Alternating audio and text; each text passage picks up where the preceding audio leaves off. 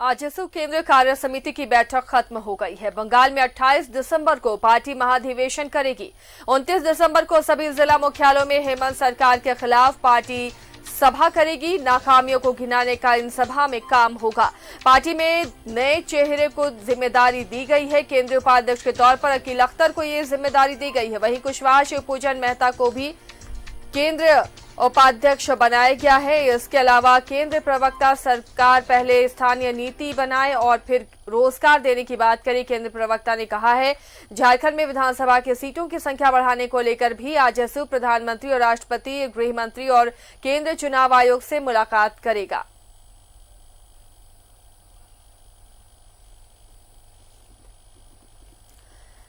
तो आजसू की केंद्रीय कार्य समिति की ये बैठक हुई है और पार्टी में नए चेहरे को मौका दिया गया है, जगह दी गई है। इस कार्य समिति में 24 जिलों के प्रभारी बदले गए हैं। अकील अख्तर को उपाध्यक्ष बनाया गया है और बंगाल भी निशाने पर है क्योंकि बंगाल में भी चुनाव होने हैं। इसे लेकर भी बंगाल प्रदेश में पंचायत चुनाव हो पाया था लगभग 30-32 साल का गैप के बाद। गांव की सरकार की कल्पना को हम सब लोगों ने साकार किया था। अभी उनका कार्यकाल समाप्त हो रहा है। पहला तो ये समाप्ति से पहले ही चुनाव आयोग का ये काम था कि राज्य के अंदर पंचायत चुनाव की तैयारी कर लेनी थी। आपने देखा होगा कि देश के अंदर कई चुनाव हो गए। बिहार जैसे प्रदेश का पूर्ण तो चुनाव हो गया। कोविड काल में भी कुछ परमिशन और गाइडलाइन के साथ चुनाव हो गया। हमारे प्रदेश में भी 2 उपचुनाव हो गए। लेकिन इस राज्य के में गाँव की सरकार, गाँव की आवाज़, गाँव के प्रतिनिधियों के प्रति इस सरकार का नज़रिया स्पष्ट नहीं और अच्छा नहीं है। हम ये कहेंगे वो चाहती नहीं है कि गांव के लोग प्रतिनिधि करे, कोई वार्ड मुखिया या पंचायत समिति, जिला परिषद नेतृत्व करे। शायद ये महात्मा गांधी जी के वो त्रिस्तरीय चुनाव की कल्पना और सबसे ज़्यादा फोकस एरिया जो पंचायत था उस पे इनका ध्यान केंद्रित। बैठक में निर्णय हुआ है कि पश्चिम बंगाल का बृहद झारखंड का जो क्षेत्र है उन क्षेत्रों को लेकर पश्चिम बंगाल में एक महाधिवेशन सम्मेलन होगा 28 दिसंबर को। दूसरा है कि सरकार के नाकामी के खिलाफ पूरे झारखंड प्रदेश में 29 दिसंबर को सभी जिला मुख्यालयों में नाकामियों को गिनाने के लिए सभा की जाएगी। पूर्व मंत्री उमाकांत रजक जी ने विस्तार से कार्यक्रमों के बारे में बताया। जिन विषयों को लेकर हम लोग आगे और कार्यक्रम लेंगे, खासकर सरना कोड जिसको राज्य सरकार ने विधानसभा में पारित किया। सरना कोड का मामला राष्ट्रीय मामला है और प्रकृति की पूजा करने वाले लोग केवल झारखंड में नहीं बल्कि पूरे भारत देश में है। तो अलग अलग राज्य के राज्य सरकारों के द्वारा इस संदर्भ में प्रस्ताव पारित करके केंद्र सरकार को भेजे।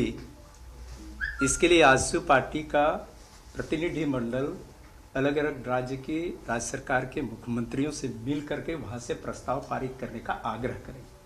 साथ ही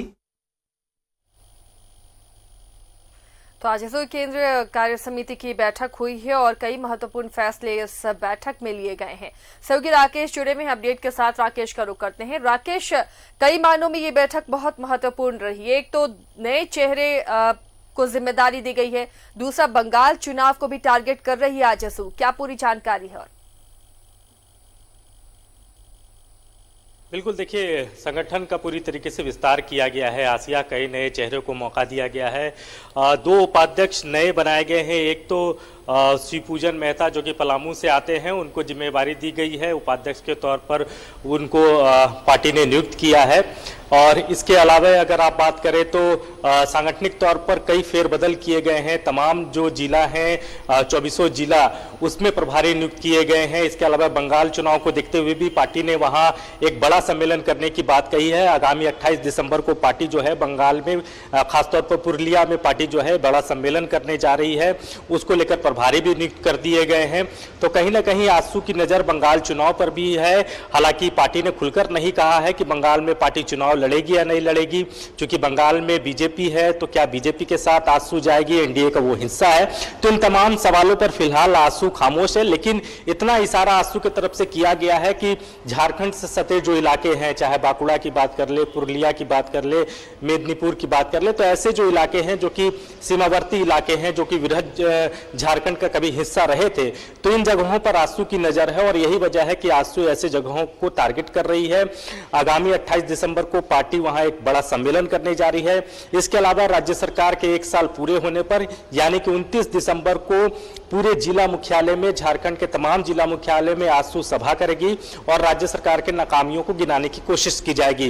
पार्टी के स्तर पर भी कई तरह से फेरबदल तो नहीं कह सकते, लेकिन विस्तार किया गया है। संगठन को मजबूत करने की दिशा में यह विस्तार बताया जा रहा है। कई नए लोगों को जिम्मेवारी दी गई है और संगठन कैसे चुस्त दुरुस्त हो, संगठन कैसे आगे बढ़े, उसको लेकर कई कार्यक्रम भी तय किए गए हैं। आसिया, तो ओवरऑल अगर आप बात करें तो नए सिरे से संगठन को मजबूत करने की ये कोशिश की गई है और इसको लेकर कई नए चेहरे को जिम्मेवारी दी गई है। कई नए उपाध्यक्ष बनाए गए हैं, केंद्रीय सचिव बनाए गए हैं, जिला प्रभारियों को नियुक्त किया गया है। आसिया राकेश, और जो विधानसभा चुनाव के इस बार नतीजे रहे हैं उससे आजसू अब उबरना चाहेगी और आजसू भी चाह रही होगी कि कैसे एक बार फिर से अपनी पकड़ को मजबूत करे जो इस बार विधानसभा चुनाव में आजसू ने खोया है। कोशिश यही है कि देखिए जिस तरीके से विधानसभा चुनाव का परिणाम आया, 2 सीटों पर आजसू सिमट कर रह गई। हालांकि बीजेपी से अलग हटकर चुनाव लड़ने का ये खामियाजा आप कह सकती हैं, नुकसान बीजेपी को भी हुआ और नुकसान आजसू को भी हुआ और इस बात की समझ बीजेपी को भी है और आजसू को भी है। यही वजह है कि आपने देखा होगा कि उसके बाद जब राज्यसभा के चुनाव हुए तो आजसू बीजेपी के साथ खड़ी नजर आई। उनके जो प्रत्याशी थे उनके साथ आजसू खड़ी नजर आई थी। इसके अलावा जो 2 उपचुनाव हुए उसमें भी आजसू ने बीजेपी का भरपूर साथ दिया। तो एनडीए का पुराना हिस्सा आजसू रहा है और इस चुनाव में वो एनडीए के साथ नजर आया था। इसके बावजूद भी जो मधुपुर की सीट है जहां उपचुनाव होने हैं, क्योंकि वहां जो झारखंड मुक्ति मोर्चा के जो विधायक थे जिनकी हाल ही में कोरोना संक्रमण के बाद उनकी मौत हो गई थी, तो उसके बाद से हाजी हुसैन अंसारी की ये सीट रही है। तो उनकी मौत के बाद ये सीट खाली हुई है, उस पर भी आजसू की नजर है और वहां भी पार्टी आने वाले दिनों में बड़ी सभा करने जा रही है। हालांकि वहां से आप देखें तो पिछले अगर जेएमएम की बात छोड़ दे तो वहां से अगर बीजेपी जो है वो सेकंड पोजीशन पर रही थी, तो वो एनडीए का अपना इंटरनल पॉलिटिक्स है, उसमें क्या होगा नहीं होगा वो बात की बात है आसिया।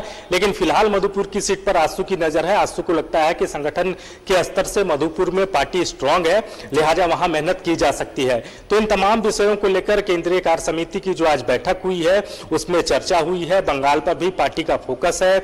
इसके अलावा संगठन को कैसे चुस्त दुरुस्त किया जाए, संगठन में कैसे गति दी जाए, नए चेहरे को कैसे संगठन में मौका दिया जाए, इन तमाम विषयों को लेकर एक खाका तैयार किया गया है, नई जिम्मेवारियां दी गई है और आजसू को लगता है कि इन चेहरों को बदौलत, इन नई जिम्मेवारियों को बदौलत पार्टी जो है वो संघर्ष के रास्ते अपनी मजबूत दावेदारी, अपनी मजबूत उपस्थिति राज्य में आने वाले दिन में दिखा सकती है। शुक्रिया राकेश इस तमाम जानकारी के लिए। तो आजसू अब पूरी तैयारी में है कि आने वाले दिनों में और मजबूती के साथ आजसू राज्य में उभरे। इसके अलावा एक उपचुनाव भी होने हैं राज्य में, मधुपुर, उस पर भी आजसू की नजर है। इसके अलावा बंगाल चुनाव को लेकर भी नजर है। इस बार आजसू ने नए चेहरों को जिम्मेदारियां दी हैं संगठन की मजबूती के लिए।